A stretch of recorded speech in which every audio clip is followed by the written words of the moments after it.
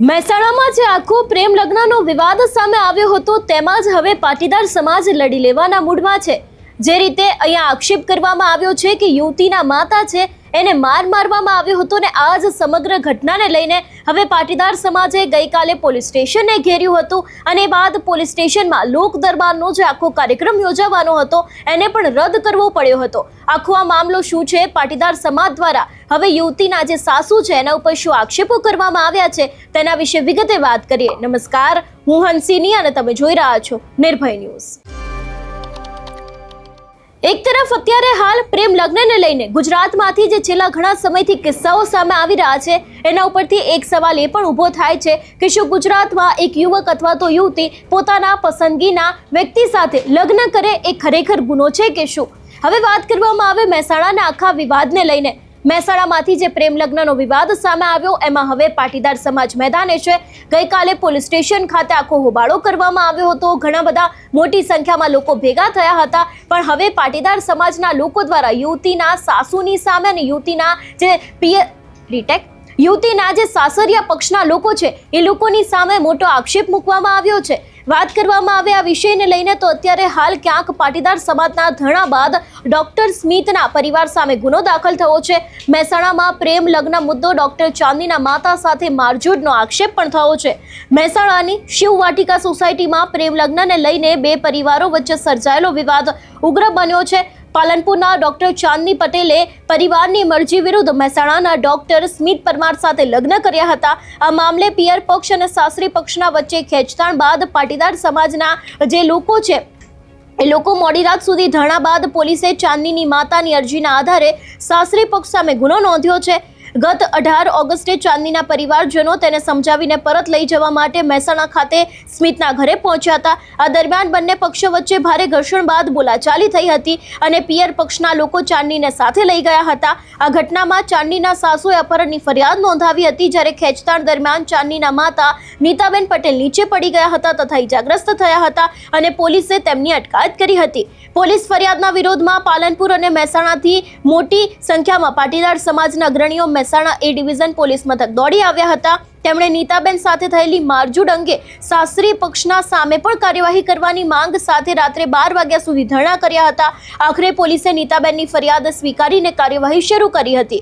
નીતાબેન પટેલની ફરિયાદને આધારે મહેસાણા શહેર એ ડિવિઝન પોલીસે સ્મિત પરમારના પરિવારજનો અને અન્ય અજાણ્યા શખ્સો સામે ગુનો નોંધીને તપાસ હાથ ધરી છે। આ સંવેદનશીલ કેસની તપાસ અત્યારે હાલ નાયબ પોલીસ અધિક્ષક છે એમને પણ સોંપવામાં આવી છે। એટલે જે રીતે આખો આ વિવાદ સામે આવ્યો છે એમાં જ હવે પાટીદાર સમાજના લોકો જ્યારે પોલીસ સ્ટેશન પહોંચ્યા હતા અને તેમના દ્વારા એવું નિવેદન આપવામાં આવ્યું છે કે જે તેમના પરિવારના લોકો છે એટલે કે સ્મિત પરમારના પરિવારના લોકો છે એમને ચાંદની પટેલ છે એમના માતાની સાથે મારઝૂડ કરી હતી એવા આક્ષેપો મૂકવામાં આવ્યા છે અને એ જ વાતને લઈને ક્યાંક ફરિયાદ પણ કરવામાં આવી છે।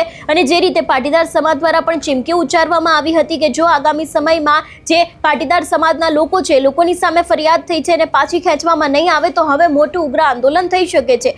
સૌથી પહેલા તો એ દ્રશ્ય ઉપર નજર કરીએ કે જ્યારે પાટીદાર સમાજના લોકો પોલીસ સ્ટેશન પહોંચ્યા હતા સાંજના સમયે અને એ બાદ પાટીદાર સમાજના લોકો શું કહી રહ્યા છે તે પણ સાંભળીએ। આ એક છોકરીએ જ્યારે ભાગી અને લગ્ન કર્યા ત્યારે એના મા બાપ અને ભાઈઓને ધ્રાસકો પડ્યો એટલે એની શોધખોળ કરવા માટે એ છોકરાના પરિવારના ત્યાં ગયા તો એના ઘરે સમજાવતા હતા, છોકરી માની નહીં એટલે એના ભાઈઓ તો છોકરીને લઈને ત્યાંથી નીકળી ગયા।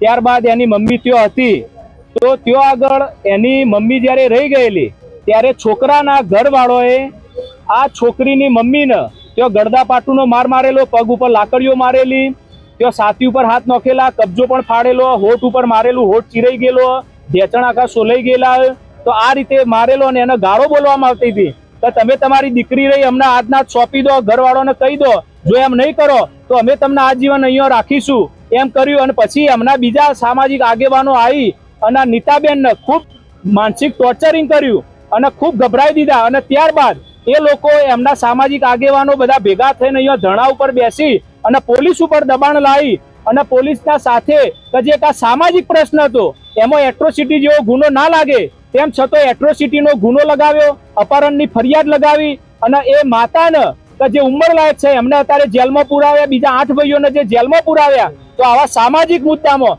જ્યારે મા બાપ છોકરીના ઘરે મળવા જતા હોય કે સમજાવવા જતા હોય એવા સામાજિક પ્રશ્નમાં પણ આવા એટ્રોસિટી અને અપહરણનો ખોટો જે ગુનો દાખલ કરી અને એમને પૂરવામાં આવ્યા, જો આ કેસ પાછો ખેંચવામાં નહીં આવે તો અમે મોટું આંદોલન કરીશું। અને સાથે સાથે આ નીતાબેનને જે અસહ્ય માર મારવામાં આવ્યો, એમને 2 દિવસ સુધી પોલીસ સ્ટેશન રાખ્યા હતા, પણ ત્યાં દવાખાન પણ નતા લઈ ગયા, એમને સારું ખાવાનું પણ નતું આપ્યું, અને એમને જે લોહી આવતું હતું તેમ છતાં દવા નથી કરાઈ। તો આજે અમે બધા જ આ ગુજરાતના પાટીદાર આગેવાનો, અમે પાટીદાર અનામત આંદોલન સમિતિ, એસપીજી અને બીજા બધા સંગઠનો, વિશ્વ ઉમિયા ફાઉન્ડેશન, ખોડલધામ સંસ્થાના બધા આગેવાનો આજે આવી અને એ ડિવિઝન ફરિયાદ લખાવવામાં આવ્યા છીએ।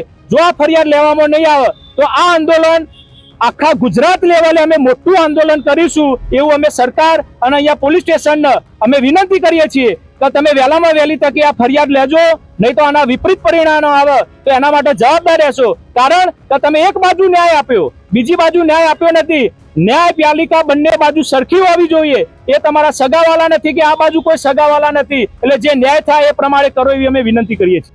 2 દિવસ પહેલા જે પાટીદાર સમાજની દીકરીનું જે બનાવ બન્યો, એની અંદર જે અમારા પાટીદાર સમાજના યુવાનો ઉપર જે ખોટા કેસ કરવામાં આવ્યા, ખોટી કલમો લગાવવામાં આવી, એ એક તરફી પોલીસે વલણ દાખવ્યું।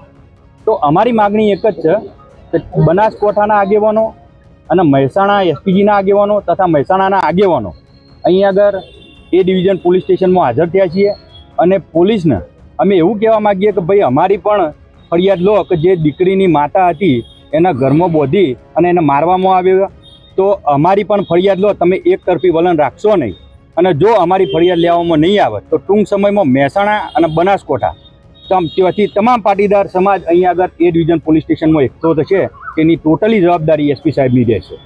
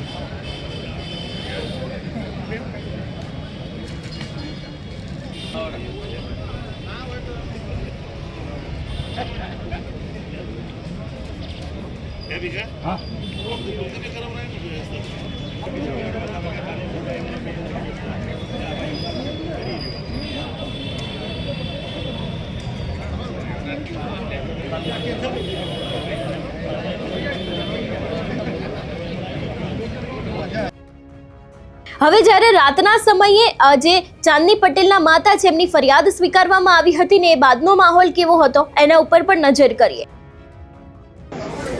નમસ્કાર મિત્રો, તમે જોઈ રહ્યા છો પાટીદાર સમાજના સાથે જે અન્યાય થયો છે એને ન્યાય અપાવવા માટે મહેસાણાની પાટીદાર સમાજ લડત લડી રહ્યા છે। જો અને મહેસાણાવાસીઓને નમ્ર વિનંતી કે ઝડપથી મહેસાણા એ ડિવિઝનમાં હાજર થાવ અને પાટીદાર સમાજને સમર્થન કરો। એક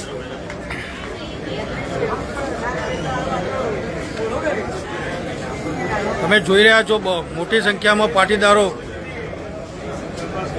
એ ડિવિઝનની અંદર હાજર છે। મહેસાણા શહેરની તમામ જનતાને નમ્ર અપીલ કે પાટીદાર સમાજના સહયોગમાં આવો। જો જમણવાર પણ અહીંયા જ કરી દીધો છે પાટીદાર સમાજને જોઈ લો, તમે જોઈ રહ્યા છો।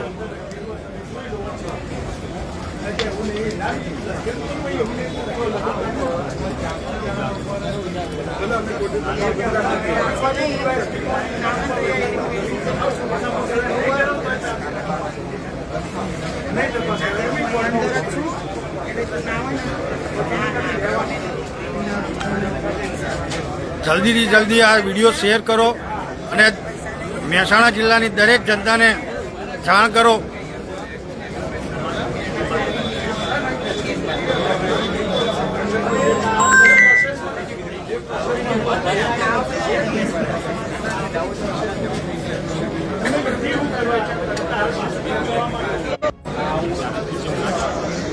જો પોલીસ સ્ટેશનની અંદર બહોળી સંખ્યામાં પાટીદારો, મહિલાઓ,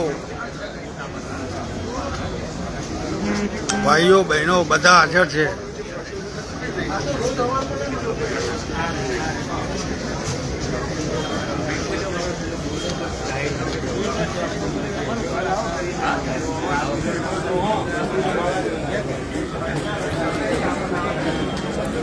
અત્યારે રાત્રે 8:30 વાગ્યાના સુમારે પણ આટલી બધી પબ્લિક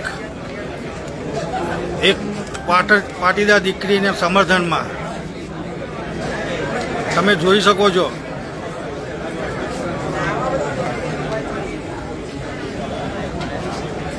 ખોટી ફરિયાદના આધારે પાટીદાર ભાઈઓને જેલમાં બંધ કરવામાં આવે છે. એમને છોડાવવા માટે પાટીદાર સમાજ સમર્થનમાં આવ્યો છે.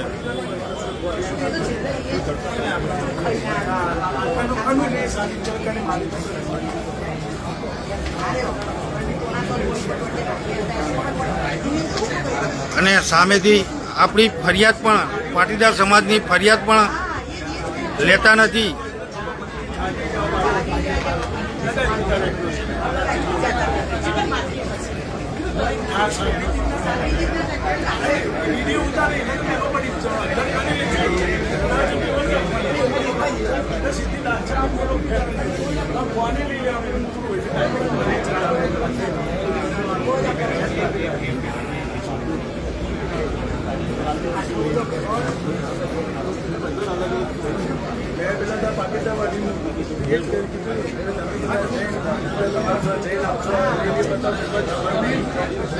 મહેસાણા વાસીઓને નમ્ર વિનંતી કે જલ્દીથી જલ્દી એ ડિવિઝન પોલીસ સ્ટેશન આવે.